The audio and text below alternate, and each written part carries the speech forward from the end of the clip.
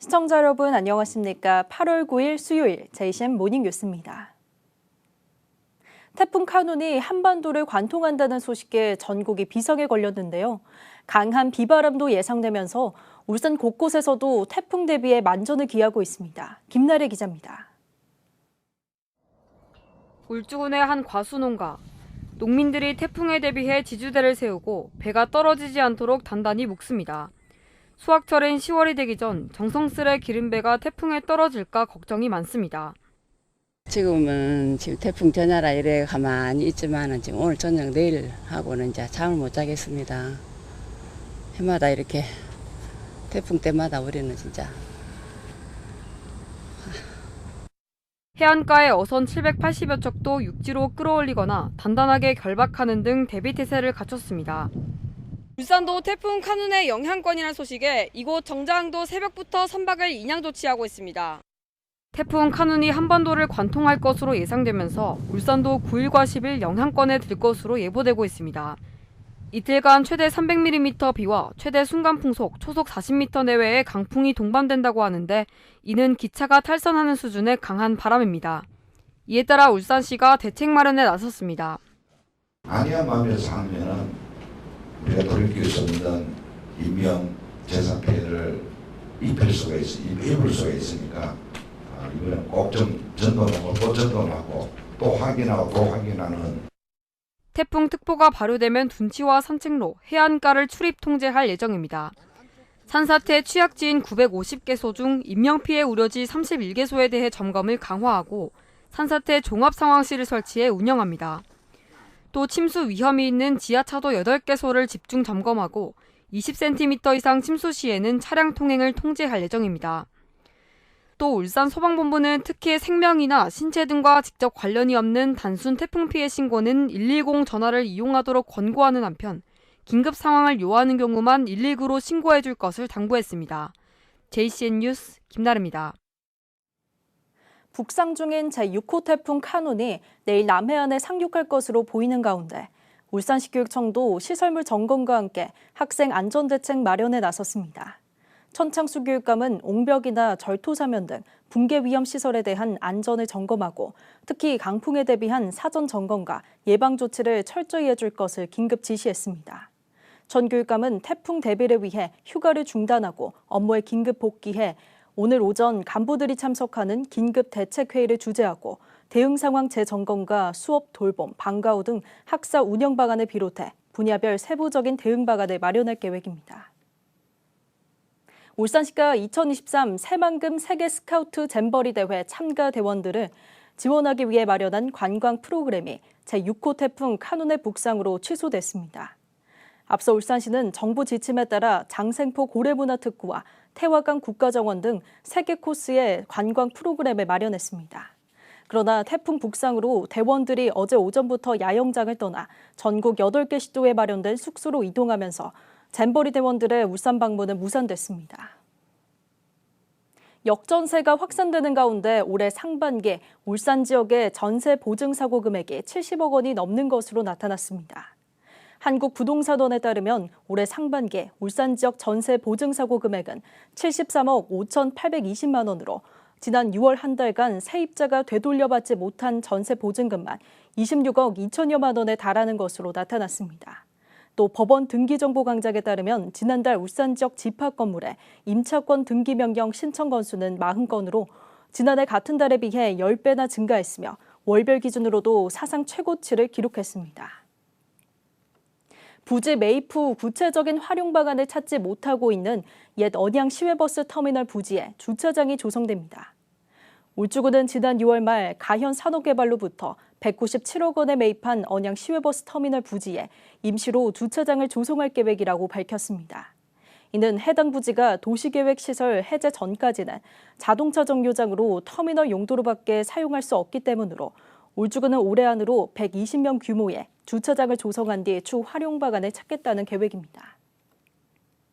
동구 살리기 주민대회 조직위원회는 어제 기자회견을 열고 울산시의 시내버스 노선 개편의 추진 상황을 공개하고 노선 개편에 시민 의견을 수렴할 것을 요구했습니다.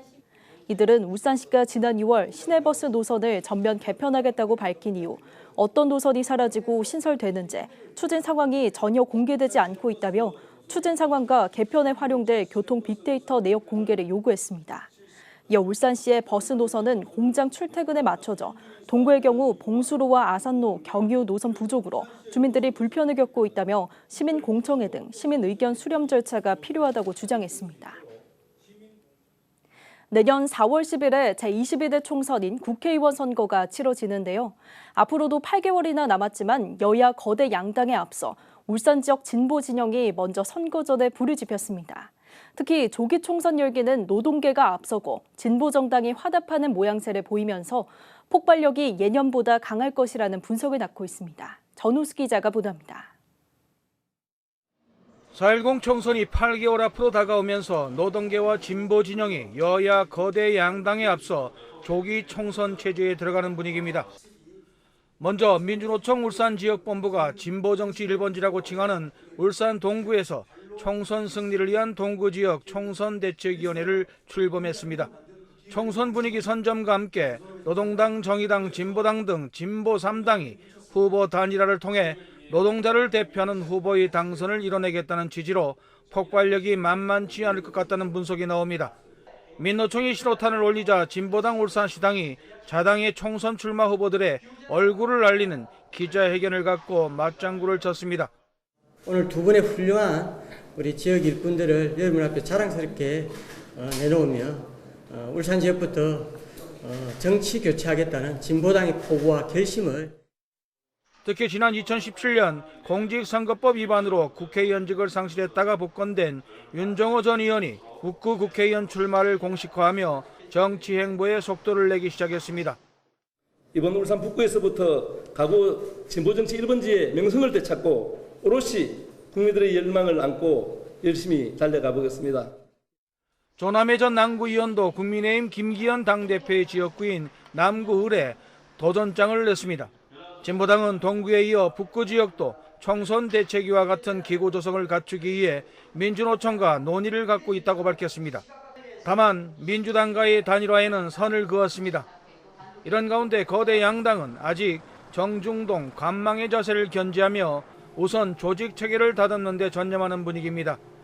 5개 선거구에 현역을 배출한 국민의힘은 지난달 이채익 시당위원장을 선임하고 울산 전석 승리의 각오를 다진 바 있습니다.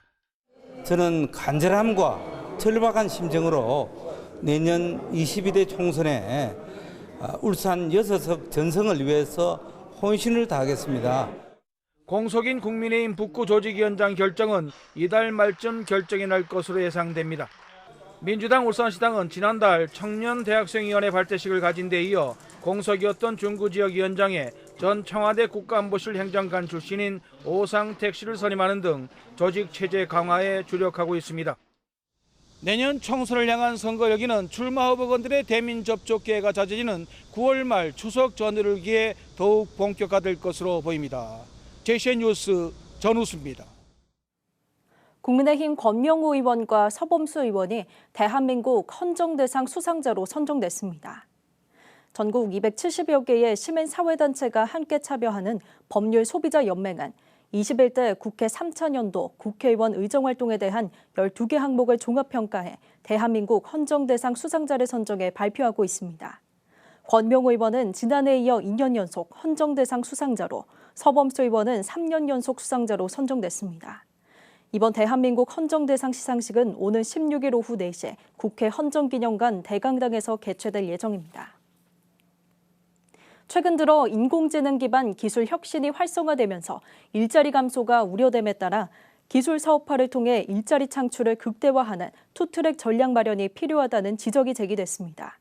울산연구원 박남기 박사는 경제사회 브리프 최근호에서 급변하는 기술 혁신 추세에 맞춰 일자리를 지속할 수 있는 숙련기술 수요 분야를 발굴하고 산업인력공단과 폴리텍 대학 등과 연계해 재직자 숙련기술 훈련 등의 일자리 창출 노력을 해야 한다고 주장했습니다. 또 수도권에 집중돼 있는 IT와 소프트웨어 우수 강소기업의 청년 일자리 창출 사업을 울산을 포함한 비수도권 지자체의 중소기업 일자리 창출 사업으로 확대할 수 있도록 정부에 적극 건의할 필요가 있다고 강조했습니다. 2024학년도 대학 수학 능력 시험이 100일 앞으로 다가왔습니다. 올해 수능은 오는 11월 16일 시행되며 원서 접수는 오는 24일부터 9월 8일까지 진행됩니다. 오는 9월로 예정된 울산 지역 수능 모의평가는 졸업생 1000여 명을 포함해 모두 9,160여 명이 지원했습니다. 한편 천창수 교육감은 지난 7일 수능 100일 전을 앞두고 수능생들에게 마지막까지 최선을 다하자는 내용의 응원 메시지를 전달했습니다. 울산대학교가 여름방학을 맞아 진행 중인 한국어와 한국문화연수 프로그램이 외국인 학생들로부터 인기를 끌고 있습니다. 이번 프로그램에는 일본에서 시마네 대학과 후쿠오카 대학 등 4개 대학 49명의 자매대학 학생이 3주간의 일정으로 외고산 옹기마을 체험을 비롯해 태권도와 한국 예절, 한국어 교육을 진행 중입니다. 중국 대련과학기술대학 학생과 교원 19명도 지난 7일부터 2주 일정으로 한국어 수업과 한국 문화체험, 산업체 견학 등 교류 활동을 갖고 있습니다.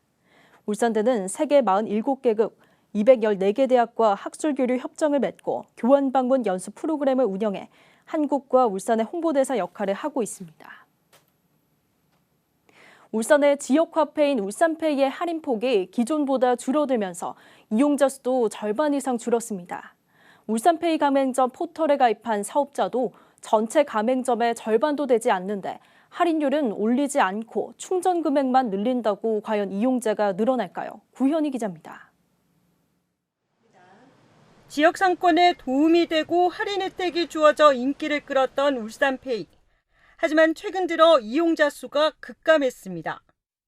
7월 말 현재 울산페이 이용자 수는 24만 8천 명. 운영사가 바뀌기 전인 5월 말 52만 8천 명에서 반토막 났습니다. 앞서 운영사 교체로 일주일가량 사용이 중단됐다 지난 6월 신규 앱으로 서비스가 재개된 지 2달 만에 이용자 수가 절반 이상 줄어든 겁니다. 이용자뿐만 아니라 가맹점들의 이탈도 눈에 띕니다. 운영사가 바뀌면서 울산페이 가맹점 포털을 만들었는데 포털에 가입한 가맹점 수가 울산페이 전체 가맹점의 절반도 안 됩니다. 울산페이의 인기가 시들해진 건 충전 한도와 할인폭이 줄어든 데다 앱을 다시 설치해야 하는 번거로움 때문이란 지적이 나옵니다. 충전 금액도 예전보다 적고요. 그리고 새로 바뀌면서 깔 때도 불편했어요. 굳이 내가 할인 조금 받기 위해서 내가 이 어플을 열어서 이걸 해야 되는가? 안 받고 말지. 서비스 이용에 불편을 느끼는 건 가맹점들도 마찬가지. 게다가 충전 한도와 할인율 축소로 이용률마저 낮아지면서 효과를 체감하지 못하고 있습니다. 울산페이 앱에 들어가서 사업자 하시는 분들은 따로 또 회원가입하고 이제 등록해서 해야 되는데 2-3주 걸린다고 하더라고요. 이제 이용하는 사람들은 많이 없는 것 같아요. 지금은 거의 10명 중에 1명도 안 하는 것 같아요. 이런 가운데 울산시는 오는 16일부터 울산페이 충전 금액을 50만 원으로 늘린다고 밝혔습니다. 다만 충전 금액만 늘릴 뿐 할인 한도는 지금과 같은 20만 원에 7% 할인율을 적용한 14,000원으로 50만 원을 충전할 경우 사실상의 할인율은 2.8%에 불과합니다. 일단은 이번 연도 말까지 끊김없이 발행을 하는 게 목표라서 할인율은 일단 그대로 두고요. 올해 울산페이 발행액은 4,400억 원. 7월 말 현재 1,574억 원이 사용됐고 3,000억 원 가량이 남았습니다. 하지만 할인율 조정 없이 충전 한도만 늘리기로 하면서 지역 경제에 도움이 되기는커녕 생색내기에 불과하다는 지적이 나옵니다. 더욱이 고물가 시대 한 푼이라도 아끼려는 서민들로서는 아쉬움이 클 수밖에 없습니다. JCN 뉴스 구현입니다. 전국협동조합노조는 어제 고용노동부 울산지청 앞에서 기자회견을 열고 울산축협의 부당 노동행위에 대해 노동부의 적극적인 조사와 관계자 처벌을 요구했습니다. 노조는 울산축협이 단체 교섭을 거부하고 단체 협약으로 정한 기금과 임금을 주지 않는 등 노동 3권을 침해하고 있다고 주장하며 노동부에 울산축협에 대한 특별 근로감독을 실시할 것을 요구했습니다. 이어 지난 3월 울산축협의 범법 행위를 노동부에 고발했는데도 5개월간 제대로 된 조사를 하지 않고 있다며 엄중 수사와 관련자 처벌을 촉구했습니다. 울산시가 유니스트와 함께 일회용품 사용을 줄이고 다회용 컵 사용을 활성화하기 위해 울산에 맞는 순환컵 서비스 모델 개발을 추진합니다. 울산시는 정치락 시의원이 일회용품 사용 줄이기를 위한 대책을 묻는 서면 질문에 대한 답변에서 유니스트가 정부의 주민공감 현장 문제 해결 공모사업에 선정돼 6억 원을 확보함에 따라 오는 10월부터 1년간 울산에 만든 순환컵 서비스 모델 개발과 함께 카페를 대상으로 실증 사업을 준비 중에 있다고 설명했습니다. 또 울산시는 현재 연구개발 중인 생분해성 플라스틱 제품이 상용화 단계로 접어들 경우 다양한 생분해성 제품 구매 촉진 사업도 적극 추진하겠다고 밝혔습니다. 동강의료재단 동강병원이 인공신장센터를 열었습니다. 동강병원은 지난 1986년 동부 경남에서는 처음으로 인공신장실에 혈액투석기 3대를 도입해 진료를 시작했고 투석 치료를 위해 부산이나 대구 등지로 나가야 했던 울산 지역 만성 신부전 환자들을 진료해왔습니다.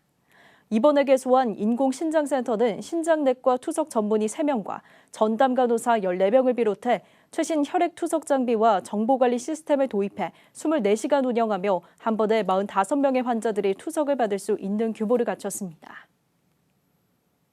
울산시는 어제 시의회 시민홀에서 2023년 상반기 울산시 장학금 수여식을 개최했습니다. 울산시 장학금은 미래발전의 성장 동력이 돼 우수인재를 발굴 육성하기 위해 관내 대학생과 고등학생을 대상으로 지난 2017년부터 추진하고 있습니다. 울산시는 올해 상반기에는 총 398명을 선발해 4억 8,950만 원을 지원했으며 하반기에도 5억 원 상당의 장학금을 추가로 지원할 예정입니다. 울산시는 올해 6월 1일 기준 개별 주택 가격안을 오늘자로 공개하고 오는 28일까지 열람과 의견을 접수합니다. 열람과 의견 접수는 올해 1월 1일부터 5월 31일까지 신증축 또는 용도 변경됐거나 대지가 분할 합병된 사실이 있는 울산시 소재 단독주택과 다가구 주택 등 개별주택 446호를 대상으로 합니다. 개별주택 가격안에 대한 의견이 있는 소유자나 이해관계자는 열람기간 내에 주택 소재재, 구군 세무부서에 의견을 제출하면 됩니다. 한편 국토교통부에서 결정 공시하는 공동주택 가격에 대해서도 오는 28일까지 해당 주택 소재재, 구군 민원실과 부동산 공시가격 알림이 사이트에서 열람과 의견을 제출할 수 있습니다.